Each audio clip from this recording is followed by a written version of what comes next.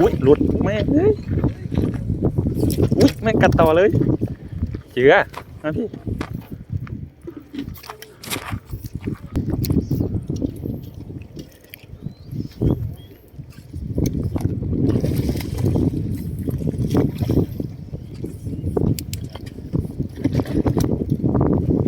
มาไปแล้วผมเขาไปไหนว่าใต้ต้นน่าจะใช่นะ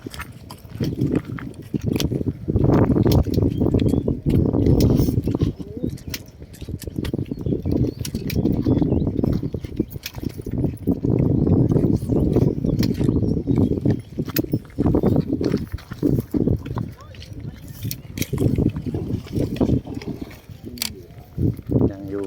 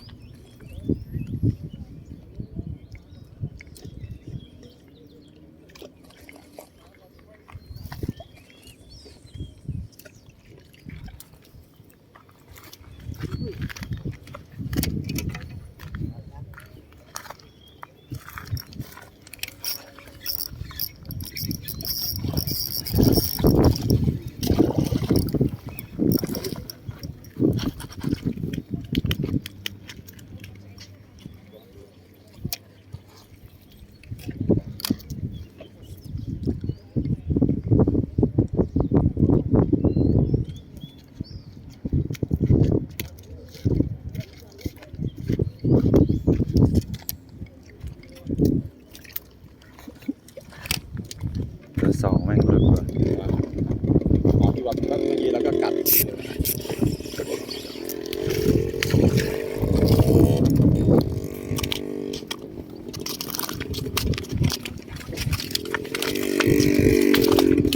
เอ้าเจือเมื่อกี้ไม่ใส่โอ้ยหามเงี้ย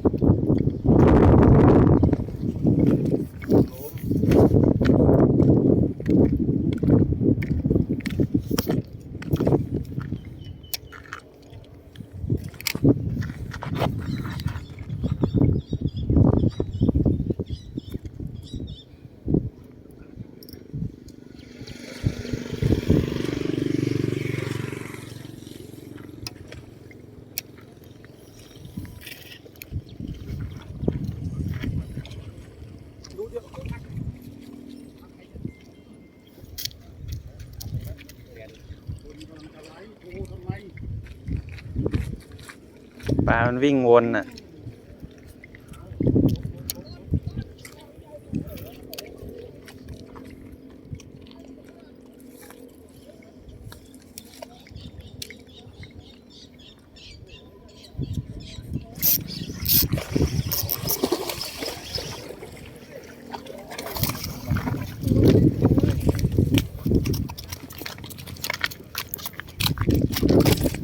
ขยับไหมเจือ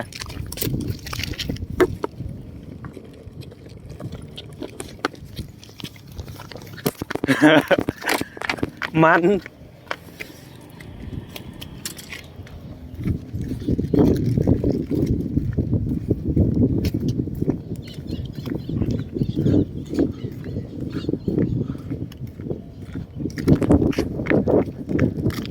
แบงค์ไม่มาว่ะ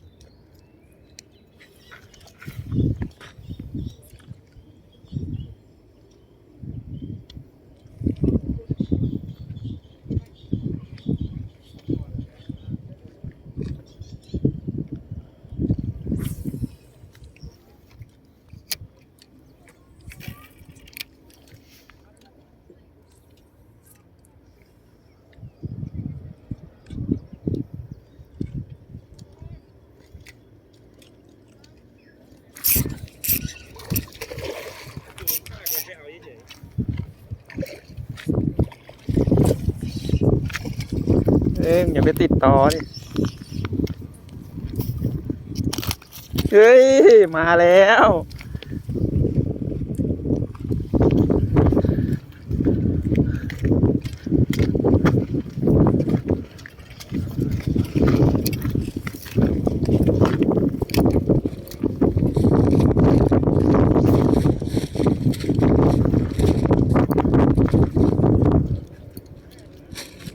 วิคุณร้อย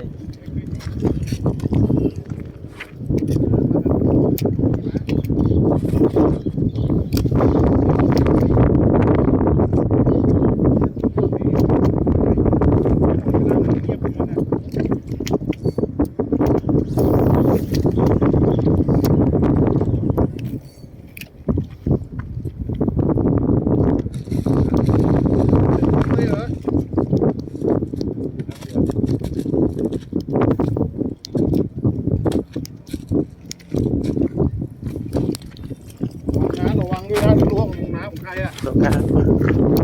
ดินล่วงลงน้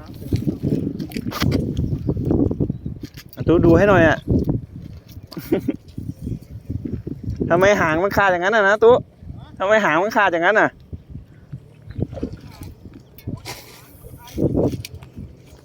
ของผมเองทำไมหางมันแหว่งอย่างนั้นำเอากระตัดหางให้ปลารางวัลไงแกล้งหามาเนี่ยโอ้ไม่แปะตังค์แล้วนะไม่แปะตังค์แล้วเอานั่น ไกลเลย มันยกโหดเหลือเกินน่ะไม่ได้ลูกเลยดูดินะเด็ดแล้วถ่ายไม่ทันสักทีเองเลยเอ้าไม่ได้กดถ่ายเฉย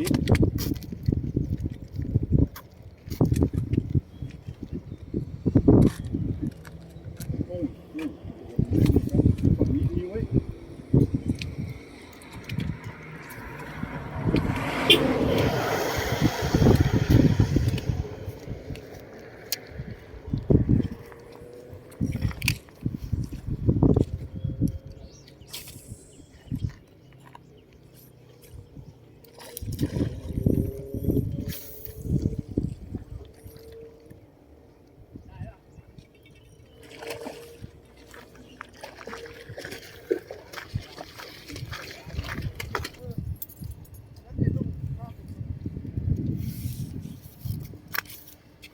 โอ้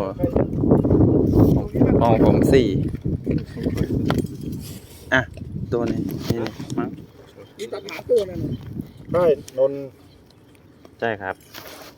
เนี่ยที่ตรงเนี้ยฝากเอาคันถอดมา มึงก็ขี้มาใช่ มาเอาตัดหางต้นเอาตัวฝากส่งวันนั้นนะตุ๊ก ห้องอยู่นะห้องอยู่ทัดใจบอกก็มี นั่นโอ้โหมันจะ อยู่ข้างกระเป๋า เก็บก่อนดีกว่าตาย เอาถือเร็วถือเอาไป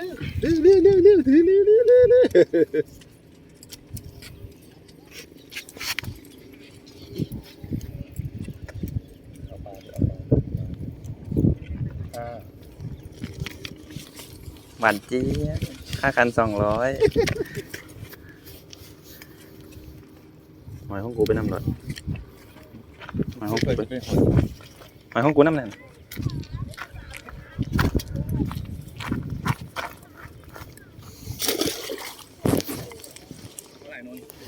4ครับ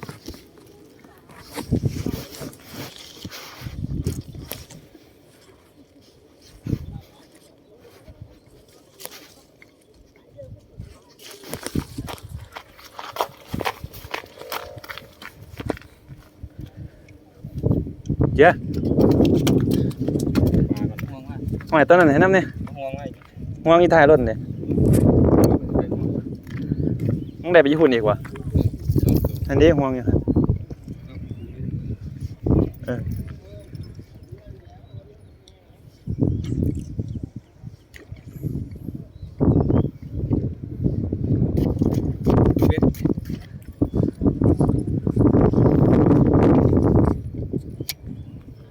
ฝากเก็บเด้อหายเด้อบอกก่อน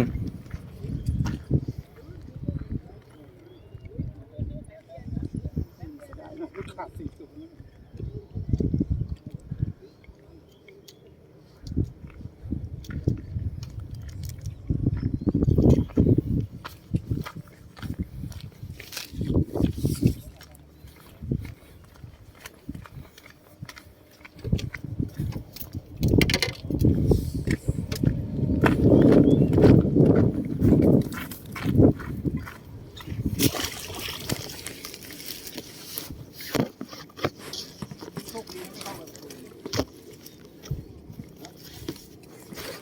หน้าประตูเงียบเก็บ วัดดวงนะว่ามันในร่องเนี่ยก็รับไหลขึ้นไปนู่นเลยนะ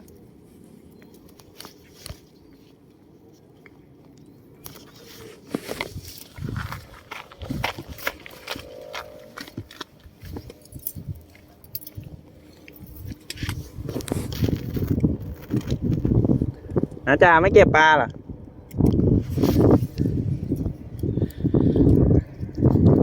ปลาอยู่ใต้รถจะตายแล้วเนี่ย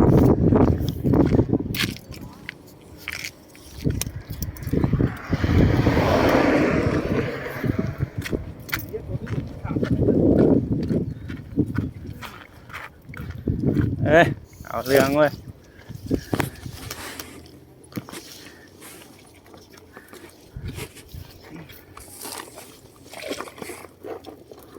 ต้องเจอสิบเลย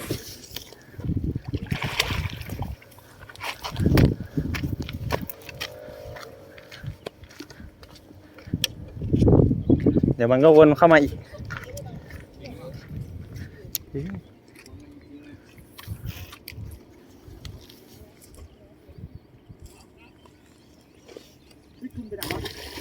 ตุนอยู่ซ้ายครับ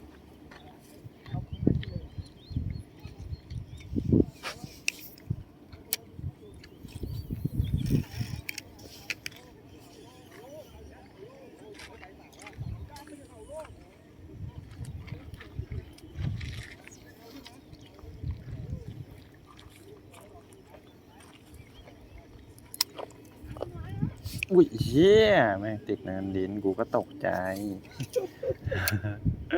นี่ถ้าไม่หลุดสองนะไม่โชว์เหยื่อกลางอากาศเลย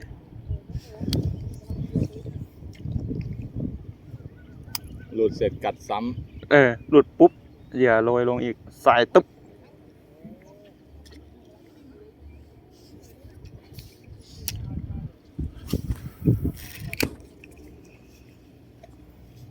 มันโอ้แล้วตัวนี้มันอย่างนี้เลย ำเดือดคือเดือดจริงๆ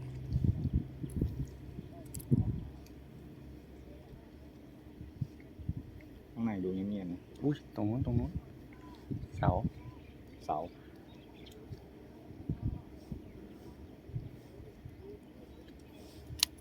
บอกแล้วอยู่ตรงนี้ดีแล้ว เกือบเข้าไป พา แล้ว เขวอ่ะ เกือบเข้าไปแล้ว เอาไปจบเลย เข้าไปนี่เรียบร้อย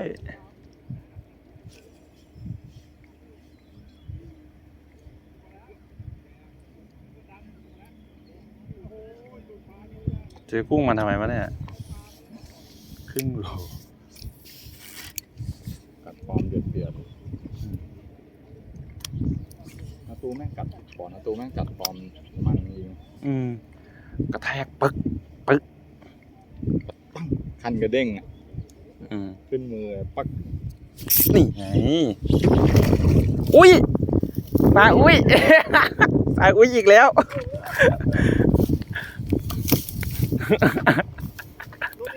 อุ้ยกระแทกขนาดนี้หลุดอีกแล้ว3 ตัวแล้ว เบรกตึง